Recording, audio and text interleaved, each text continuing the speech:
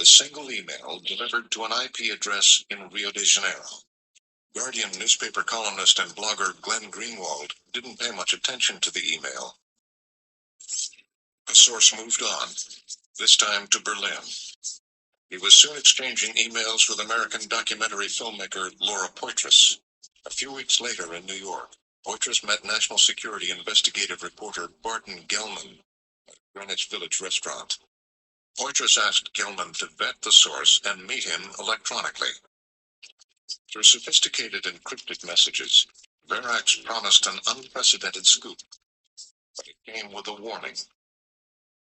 In late May, Verax surprised Gellman and Poitras. He sent them an invitation. Poitras wanted to go. Barton Gellman, worried about a secret meeting in a foreign country like China, decided not to. But Poitras knew someone who might join her. That spring, Glenn Greenwald arrived in New York to deliver a speech.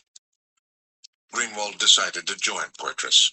Once they were finally airborne, Poitras thought it was safe to share with Greenwald something the source had securely sent to her. In Hong Kong, Greenwald and the others traveled to a hotel in Kowloon. Edward Snowden led the group upstairs to his room. They painstakingly debriefed Snowden for days. At one point, Guardian reporter Ewan McCaskill sent a text message to his editor in New York, Janine Gibson. The documents Snowden delivered revealed the history and details of one of the United States government's most closely guarded secrets. At the White House, there was chaos, a near total evacuation. Almost immediately, Cheney directed his lawyer, David Addington, to prepare the case for the president to exercise his unilateral authority as commander-in-chief. On September 12th, at NSA headquarters, the mood was somber. In the aftermath, troubling questions emerged from deep inside the agency. Why hadn't the NSA been able to connect the dots? The NSA had overstepped, spied on Americans, caught and restricted by Congress. The domestic spying apparatus went dark for more than 20 years. It was against the law to turn the NSA on Americans. Some at the agency thought the NSA had been overly cautious and believed the 9/11 attacks could have been stopped. At the CIA, Director George Tenet was under pressure from the vice president. Tenet, whose own agency was designing covert operations against al-Qaeda, called General Hayden. Hayden got the message. At NSA headquarters, he spread the word. Take the gloves off. Bring me an aggressive plan. Loomis told them what he believed was necessary. Begin monitoring foreign internet traffic going through the United States. But others in the agency were proposing much more aggressive data collection. It was the outline of something Hayden could take to the vice president. He headed to Washington and proposed the idea. It would be his first meeting in the Oval Office. The president had been briefed. He put his arm around General Hayden, called him his childhood nickname, Mikey. Hayden outlined the program. It would gather data on the phone calls and internet traffic of hundreds of millions of Americans, then search it for suspicious connections. But he was worried about whether it was legal. Hayden left the White House knowing that the program was bound to be controversial. In a secret signing with Cheney, the president officially authorized the program. Addington worked out of a small office next to the White House in the old executive office building. Addington personally hand-carried a copy of the secret document out to Fort Meade. Now General Hayden wanted the sign-off of his top lawyer, Robert Dietz. Two other NSA lawyers would also sign off on the program. General Hayden had heard exactly what he needed. Article 2, the President's authority as Commander-in-Chief. Now the massive collection of data could begin. It would be General Hayden's most closely guarded secret. Only a small handful of NSA employees knew what the President had authorized. Most were kept out of the loop. Drake had no idea what had been going on between Hayden and the White House. He had been given a different task. But according to the rules Drake thought he had to follow, whatever he found had to safeguard Americans' privacy. He started by digging around inside the deepest reaches of the NSA's secret R&D programs. ThinThread, program that could capture and sort massive amounts of phone and email data, was the brainchild of veteran crypto-mathematician Bill Binney. But to make sure the NSA would not spy on U.S. citizens, Binney and the other analysts had built-in privacy protections. Drake was ecstatic. The experimental program could monitor massive amounts of data, but the encryption would protect the privacy of individual Americans. He took it upstairs to the top deck. Baginski was Drake's immediate superior, the third highest-ranking official at NSA. Dozens of NSA employees were sworn to secrecy. But before long, details were leaked to Drake. At the same time, Bill Binney and the ThinThread team heard that the program was using ThinThread, but stripping out the privacy protections. Even Ed Loomis, who had wanted a more robust approach, was surprised at how far the agency was willing to go. To the ThinThread team, collecting data without a warrant seemed like a direct violation of the rules they had followed for years. At the end of October 2001, Bill Binney, Kirk Wiebe, and Ed Loomis all quietly retired. Tom Drake stayed behind. Once again, Drake confronted Maureen Baginski. In secret, the nation's largest telephone companies were now giving the NSA the private call records of millions of Americans. Tom Drake had hit a dead end inside the agency. That fall, Bill Binney took an extraordinary step. He decided to break ranks, to take the matter to Congress. Diane Rourke was a top congressional intelligence staffer. Porter Goss was Rourke's boss. Goss was the powerful chairman of the House Select Committee on Intelligence and future CIA director. Binney and Rourke decided it would be safer to meet away from her congressional office. Rourke began to distribute a series of searing memos to the leaders of the House Intelligence Committee. What Rourke did not know was that in October, the White House had invited a small group of congressional leaders to a secret briefing in the Vice President's office. General Hayden led the briefing. But as open as Hayden says he was, he and the Vice President's office created strict conditions for the briefing. People were killed and scores were wounded. They returned to Congress, some now feeling they were unable to exercise effective oversight of the program. By the summer of 2002, it was running full speed. Finally, Intelligence Committee Chairman Porter Goss had had enough. Rourke was summoned to the top deck at the NSA to meet with Director Hayden. For now, Hayden's secret was secure. Attorney Thomas Tam had just started a new job. Tam would work with one of the most secretive institutions in Washington, the Foreign Intelligence Surveillance Court, the FISA Court. After those revelations during the Nixon administration that the NSA had been spying on Americans. Under the reforms, the NSA could conduct surveillance inside the United States only if the FISA court issued a warrant. And inside the Department of Justice, it was Thomas Tam's job to prepare warrants for the FISA court. But then as Tam began working on terrorism cases, he discovered something surprising: evidence of the program. Tam learned that hardly anyone at the DOJ knew details about what was going on. Tam became concerned. Tam and others at the DOJ, unaware of the secret presidential order, wondered if Attorney General Ashcroft was doing something illegal. Tam says he tried to take his questions up the chain of command without success. Eventually, Tam decided to take a risky step. He headed up Pennsylvania Avenue to Congress for a secret meeting with a powerful Senate staffer. The White House got involved in filling an important vacancy at the Justice Department. With Addington's blessing, Goldsmith became the new head of the Office of Legal Counsel, charged with reviewing the legality of the administration's most secret operations. Before long, Goldsmith headed for David Addington's office. It was time to learn about the program. As he read the document, Goldsmith began to have grave doubts.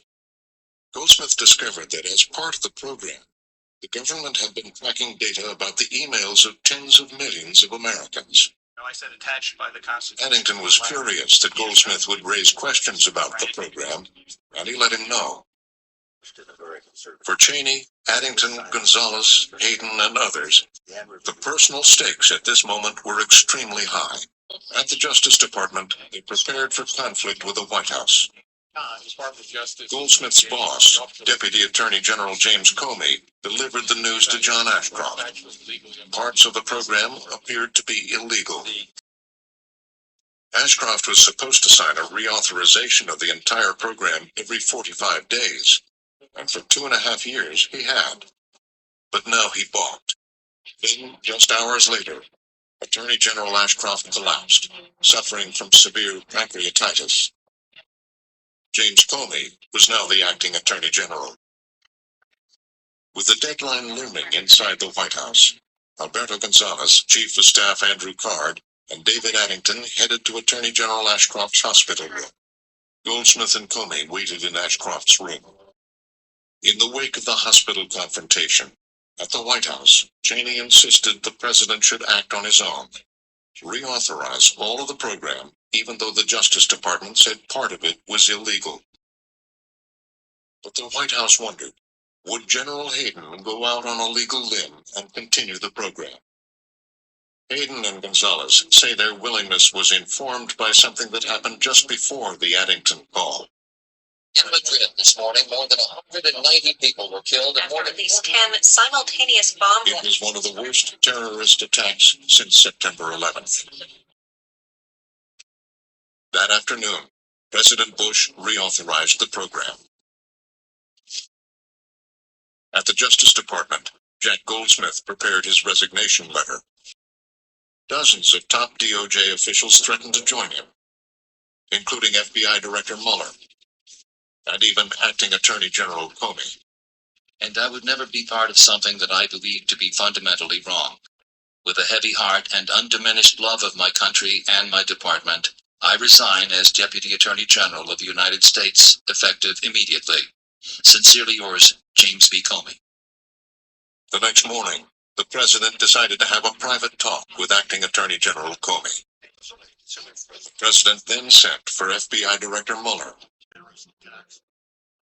Warrantless email data collection was shut down. The crisis was averted. But at the White House, they were determined to resume it.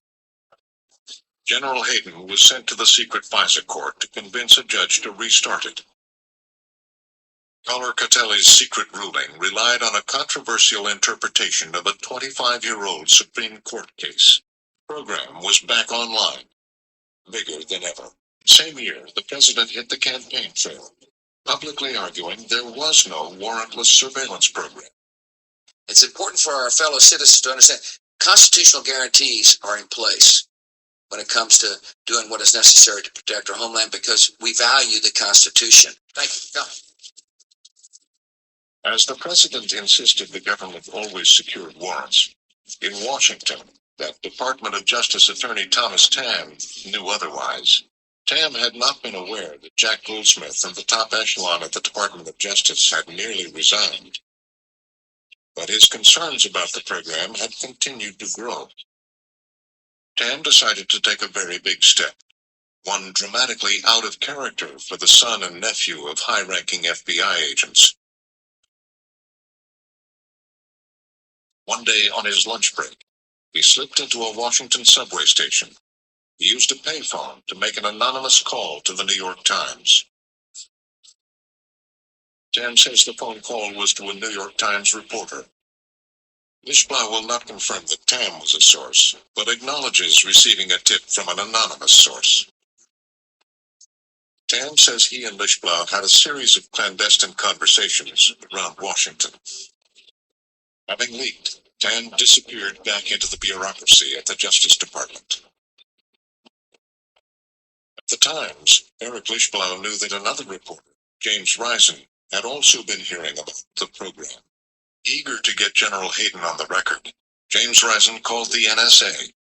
Hayden sounded the alarm. The New York Times was preparing to expose the existence of the program in the middle of an election year. The White House demanded a series of meetings with the Times. The first was inside the Eisenhower Executive Office building. Acting CIA Director John McLaughlin ran the meeting. In meeting after meeting, the government made the argument the program was both effective and legal. Back in the Times offices, the reporters argued the White House was misleading them, but the editors were not convinced the story should run. In the fall of 2004, the administration invited the Times top editors to a closed-door meeting. Executive editor Bill Keller met with the president's top advisors, Condoleezza Rice, General Hayden, Alberto Gonzales, and others, who insisted to Keller that revealing the existence of the program would endanger national security. Keller spiked the story. The White House had prevailed. The program would remain a well-kept secret. General Hayden was promoted by the White House to help oversee all intelligence operations. He was replaced by a new general, Keith Alexander. The change gave Tom Drake another chance to voice his concerns about the program. He wrote General Alexander a classified letter. The letter said the NSA's intelligence gathering activities were out of control, but General Alexander was no more responsive than Hayden had been. By writing directly to the general, Drake had broken bureaucratic protocol. His days were numbered. Drake had formed friendships with the Thin Thread Group, Binney, Wiebe, Loomis, and Congress's Diane Rourke. Now they began to seriously consider what they called the nuclear option, going to the press. It had been nearly 1 year since the New York Times had refused to publish the investigation into the NSA. Terabytes, huge amounts of information about Americans' telephone calls and emails had been clandestinely captured. Finally, reporter James Risen from the New York Times had had enough. He decided to strike out on his own. Risen had a surprise for Eric Lischblau. He invited him to drive over to his house to read a draft chapter of the book, a story the New York Times had refused to print. It did not take long for the editors at the New York Times to get word of what Risen was planning. Inside the Times, the editor who had killed the story 12 months earlier now faced a hard choice. On a frigid December evening, editors Bill Keller, Phil Taubman, and New York Times publisher Arthur Sulzberger were summoned to the White House. The president turned the meeting over to General Hayden for one of his famous briefings, threatening that the New York Times would be responsible for the next attack. The New York Times broke the story about the national security. Nevertheless, the Times decided to publish the story, revealing the existence of the program. For years now, the NSA has been secretly spying on its own citizens. That the NSA... They were in crisis mode at the White House. All eyes were on President Bush. It would be a first, an admission the program existed. This is a highly classified program that is crucial to our national security. Its purpose is to detect and prevent terrorist attacks against the United States, our friends and allies. I authorize the National Security Agency, consistent with U.S. law and the Constitution, to intercept the international communications of people with known links to Al-Qaeda and related terrorist organizations. It was the least controversial and smallest element of the program. There was no reference to the massive gathering of domestic communications data. Once again, it would be left to General Hayden to brief the press. He, too, minimized the scale of the program. This is targeted. This is focused. This is about Al-Qaeda. One end of any call targeted under this program is always outside the United States. How do you explain? There was no mention that the NSA was tracking telephone calls and emails inside the United States. Coming forward at And NSA. Hayden even dismissed the idea that there had been any internal dissent about the program. Visit one of the nation's most secret buildings today. At the National Security Agency, Thomas Drake was watching the White House's reaction carefully. Drake had been complaining internally about the program for more than 4 years. Now he said he had run out of options. Drake decided to act on his own, without the Thin Thread team. He'd reach out to a newspaper reporter. Siobhan Gorman worked for the Baltimore Sun. Drake said that he would only provide unclassified material. Gorman will not acknowledge that Drake was her source, but she says she knows why she received the leaks. At first, Drake remained completely anonymous, communicating entirely by encrypted email.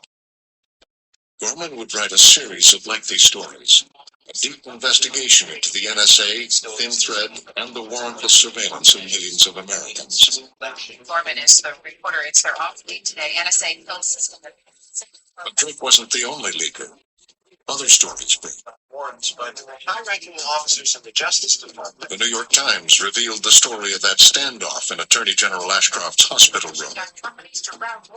And a leak to USA Today revealed the government had been collecting the phone records of tens of millions of Americans. Have the cooperation of major American phone companies. It is being described as the largest database ever. Inside the White House, Vice President Cheney was furious. He was determined to stop the leakers. The investigation would be run by the FBI. A massive manhunt for the leakers, led by the new Attorney General, Alberto Gonzales.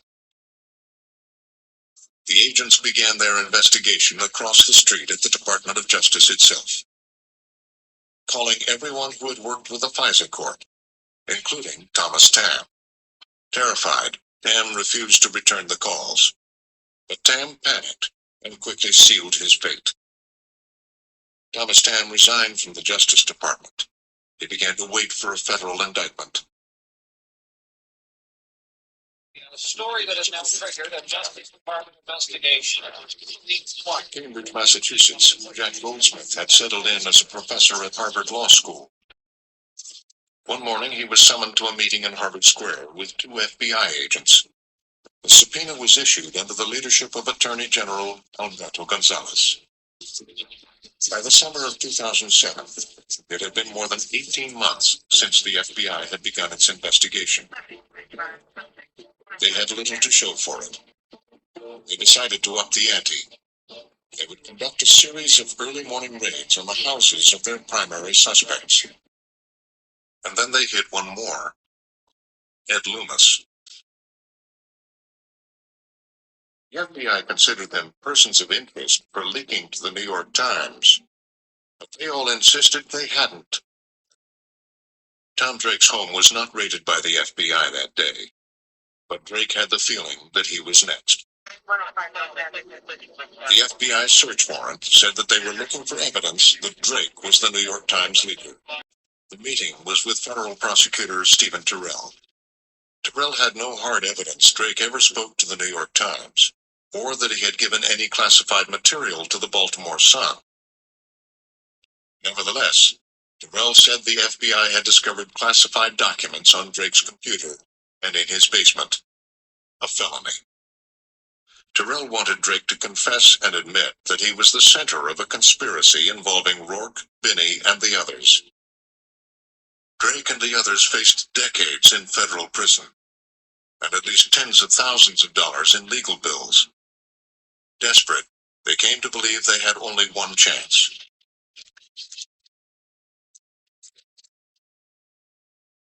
As it happened, 2008 was a presidential election year, and there was one candidate who was promising a change. For president, Barack Obama even embraced the importance of whistleblowers. This administration also puts... And when it came to the secrecy surrounding the creation of the program, Obama was forceful. I will provide our intelligence and law enforcement agencies with the tools they need to track and take out the terrorists without undermining our Constitution and our freedom. That means no more illegal wiretapping of American citizens. The law is not subject to the At the White House, in the waning months of the Bush administration, they were determined to find a way to make the program permanent. The president decided to try to convince Congress to enshrine the program into law. The administration proposed to amend the FISA law and insisted it was reform. But insiders knew it granted the NSA unprecedented power. At the United States Congress, the administration secretly made the case for the bill at closed hearings of the intelligence committees. Publicly, the president would press lawmakers with a familiar warning. Pass this law, or Americans could die. Without this law, our ability to prevent new attacks will be weakened, and it will become harder for us to uncover terrorist plots. We must not allow this to happen. It is time for Congress to pass a law that... Candidate Barack Obama now faced a choice. Would he vote against the president's bill? In private, a tougher, more determined Obama was emerging. Vote on the FISA bill, setting new rules for electronic surveillance of foreign... And now, Obama had a chance to enhance his national security credentials. The new staggering economy and a soaring federal budget. 6 months later, Barack Obama was the new president and the commander-in-chief. No time. He was told about the trillions of phone calls, emails, and internet data that had been secretly gathered. The president's closest advisors insisted the program was necessary. The new president faced a decision: whether to dramatically restrict the program. He made his decision. The program would continue. Convinced the program was effective and necessary, Obama would now own it.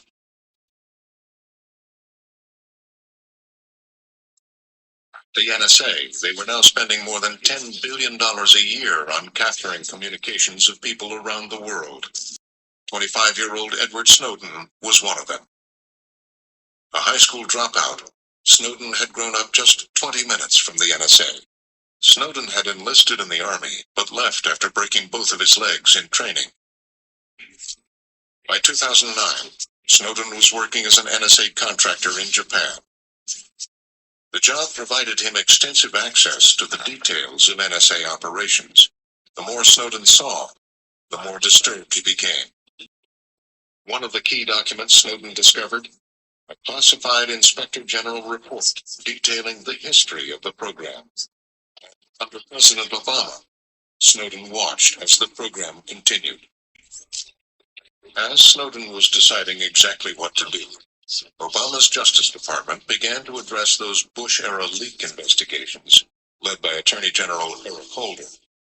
Despite the campaign rhetoric in support of whistleblowers, President Obama did nothing to stop the prosecutions. And when the bricks fell, they landed on Thomas Drake. April 14, 2010, Thomas Drake was finally charged. Drake was charged with violating the Espionage Act. As he waited for his day in court, Drake's life began to fall apart. At the center of the government's case were those documents found at Drake's house. Prosecutors insisted they were classified. Drake's lawyers turned to author James Bamford. The government later insisted the documents Drake had contained national secrets and were covered by the espionage law. But then, just days before the trial was to begin, the charges against Drake were dropped. Drake agreed to plead guilty to misdemeanor unauthorized use of a government computer. He was charged a $25 court fee, put on probation for a year, and given community service. None of the other suspects in the leak investigation were ever charged. It had been more than 10 years. Despite the revelations of insiders like Drake and the news reports about the program, there was little public outrage and few congressional critics. The program was continuing to grow. But at a secret bunker in Hawaii, Edward Snowden was now working for a new NSA contractor. Snowden was initiating his own move to expose the program. FBI has raided the offices established to protect federal whistleblowers. Snowden studied carefully the actions of the other whistleblowers. And unlike Tam, Snowden would not go to the New York Times. Instead of the New York Times, Snowden would reach out to Glenn Greenwald, Laura Poitras, and Barton Gellman. And he would begin systematically copying and giving them documents that held many of the United States' most closely guarded secrets. For the National Security Agency, the biggest threat to the program was just beginning. As Snowden explained more about the tens of thousands of documents, Casco listened carefully. One of the first files they discussed was this one. It directed Verizon Business Services to turn customer phone records over to the NSA. The journalists were stunned. The document directly contradicted what Director of National Intelligence General James Clapper had said before Congress just a few months earlier. Does the NSA collect any type of data at all on millions or hundreds of millions of Americans? No, sir. It does not. Not wittingly. There are cases where they could inadvertently, perhaps, collect, but not wittingly. At the Guardian's New York bureau, senior editors received a message from Hong Kong. Guardian decided to publish the story as fast as possible. They called the White House and gave them 4 hours to comment. They sounded the alarm and reached out to an NSA official, John DeLong. At the Guardian, editor-in-chief Janine Gibson took a return call from the White House. The Guardian refused to wait. British newspaper The Guardian reports that Verizon is providing phone records. A British newspaper to uncover how the It was just the beginning. spied on Americans and The Washington Post reporter Barton Gellman, the only other reporter to receive documents directly from Snowden, was working on another story. Before publishing, he contacted the NSA. The story concerned another NSA program called PRISM. Documents showed how beginning in 2007, 9 internet companies were cooperating with the NSA. Gellman wanted to make sure his reporting wouldn't damage national security. Washington Post is reporting that the nation's FBI are mining the servers of 9 leading U.S. internet. PRISM revelations reached beyond the collection of phone records. On its own citizens. This was about the acquisition of content of tens of thousands of NSA targets. Secret spying program is entirely different. The PRISM program is not about metadata. It's about content. It's photos and videos you send. It's the words of your emails. It's the sounds of your voice on a Skype call. It's all the files you have stored on a cloud drive service. It's content. It's everything. The president was on a fundraising trip in Silicon Valley. At a press conference, he agreed to take one question about the leaks. Good morning, everybody. I'm going to take one question. I don't want the whole day to just be a bleeding press conference, but I'm going to take Jackie Combs' question. Mr. President, could you please react to the reports of secret government surveillance of phone and internet? And can you also assure Americans that the government, your government, doesn't have some massive secret database of all their personal online information and activities? Yeah. What the intelligence community is doing is looking at phone numbers and durations of calls. They are not looking at people's names, and they're not looking at content. The president tried to downplay the revelations. Now, with respect to the internet and emails, this does not apply to U.S. citizens, and it does not apply to people living in the United States. That's it. Snowden now decided to make a bold move. He would reveal his identity, posting a video he had recorded a few days earlier. My name is Ed Snowden. I'm 29 years old. I work for Booz Allen Hamilton as an infrastructure analyst for NSA in Hawaii. Snowden left it to the journalists to decide which documents to publish. Then he disappeared into the crowded streets of Hong Kong. For 2 weeks, He managed to elude the world's press in Hong Kong. and to avoid U.S. authorities. Edward Snowden's been charged with 2 counts of espionage and theft. This guy was in training. On June 23rd, Edward Snowden set off for South America via Russia. Transit through Russia. Supposedly he's headed for Ecuador. He ended up in Russia for one very simple reason, and that is that the United States government forced him to stay there by preventing him from leaving. Snowden is believed to be holed up inside In the Moscow's transit zone at Moscow Airport. He could no longer get a ticket and leave Russia because his passport had been revoked by the U.S. government. People may die as a consequence of what this man did. And anybody who wants to make him a hero is misjudging how they... The man on the run from U.S. authorities. One of the greatest security breaches in American... Russia has granted Edward Snowden asylum. Edward Snowden was granted asylum in Russia. Most likely he will ever see inside of a U.S. courtroom. Has filed a lawsuit challenging the NSA. Back in the U.S., at NSA headquarters, the news hit hard. The president did what executives in the midst of a controversy often do. View of our surveillance programs. He appointed a panel. So I'm tasking this independent group to step This one to review the NSA's programs. and they will provide an interim report in 60 days and a final report by the end of this year so that we can move forward with a better understanding of how these... On the other side of the country, in Silicon Valley, there was anger and confusion over just what kind of access major internet companies were giving the NSA. Companies like Facebook and Google denied. The companies scrambled to respond to the news.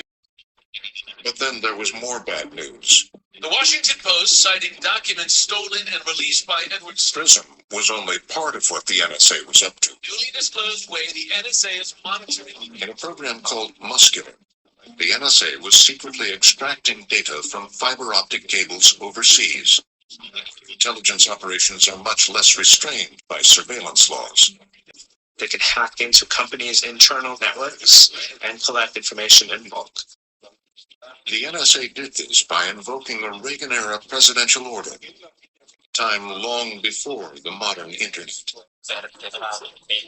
Google was shocked. They had leased what they thought were secure data lines. The leaked files even showed the NSA operatives bragging about their accomplishment.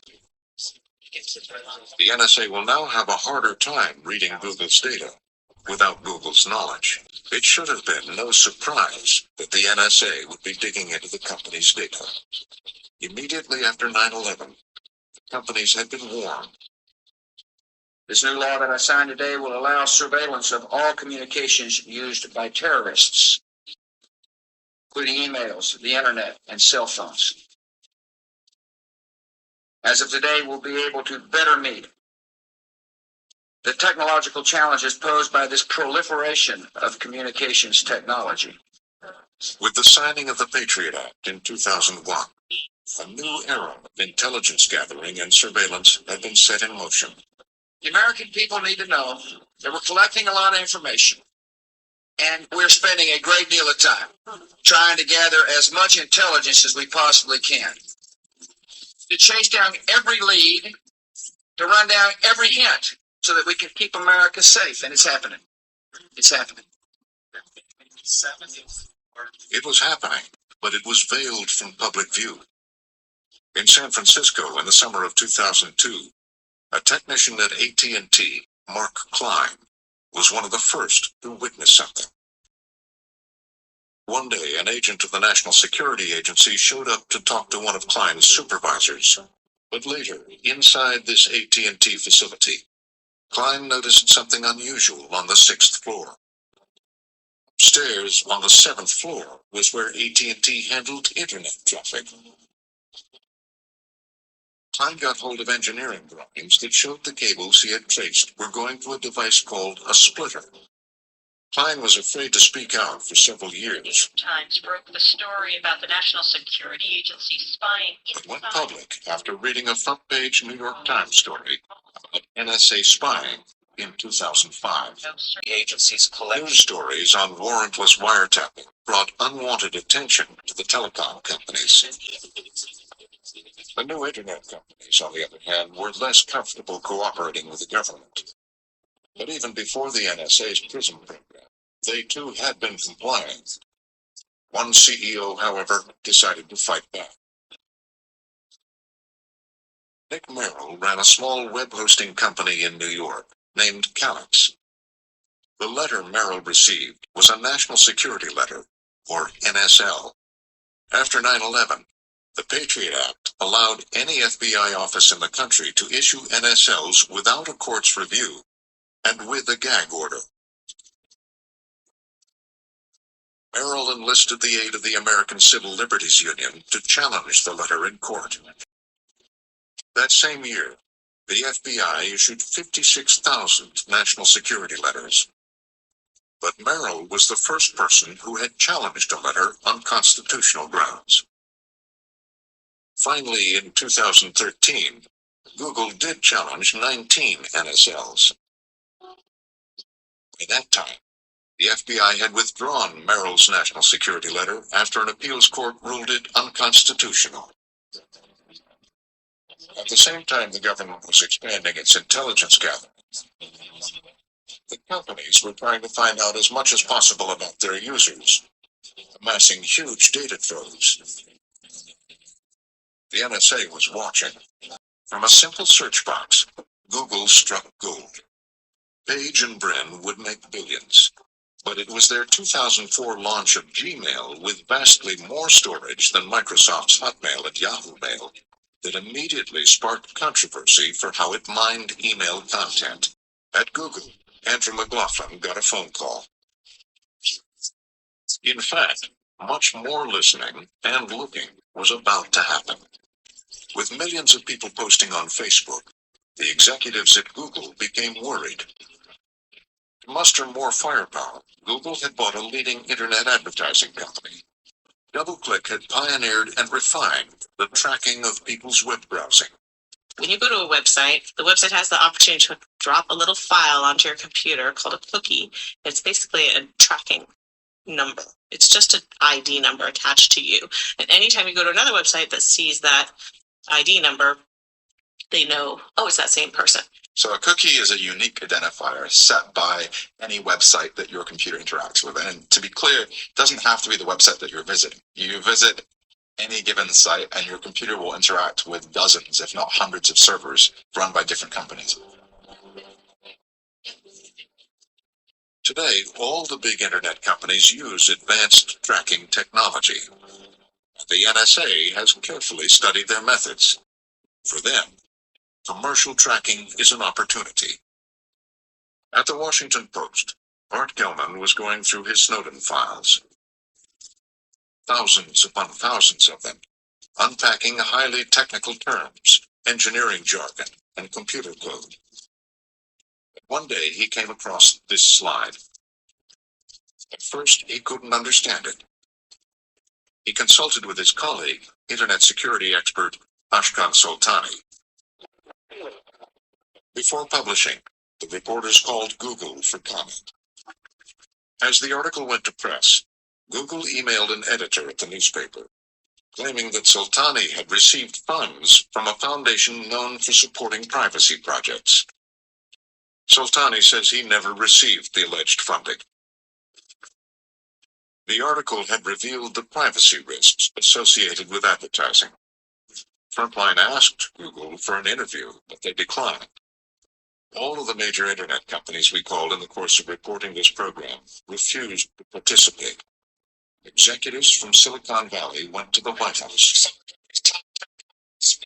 They had been called in to advise the president on how to fix the administration's troubled healthcare website. The next day, the panel the president had appointed to review NSA policies and programs issued its report. Said those programs are important in the fight against terrorism. It found that some programs, like PRISM, had played an important role in preventing terrorist attacks. But it was sharply critical of both data collection, dragnet surveillance, and the use of national security letters. It concluded that the NSA was overreaching. American civil liberties were at risk. Showing how the NSA Over the last few months, there have been more reports as the popular game Angry Birds about potential surveillance of smartphone apps and webcam images, and hundreds of millions of text messages. around the world. How the NSA is capable of recording all of a foreign country's phone calls and is racing to build a computer that can defeat most kinds of encryption. In late December 2013, Bart Gellman flew to Moscow. Snowden had agreed to meet. Gellman interviewed Snowden for 14 hours over 2 days. I asked him the hard questions about being in Moscow, or about whether he thought any of these stories were doing damage, or, you know, all the other things that people want to know when they're thinking about his conduct. And I found a guy who was almost Zen-like in his serenity and his comfort with what he had done, that he had consciously decided he was willing to take huge risks to provoke a public debate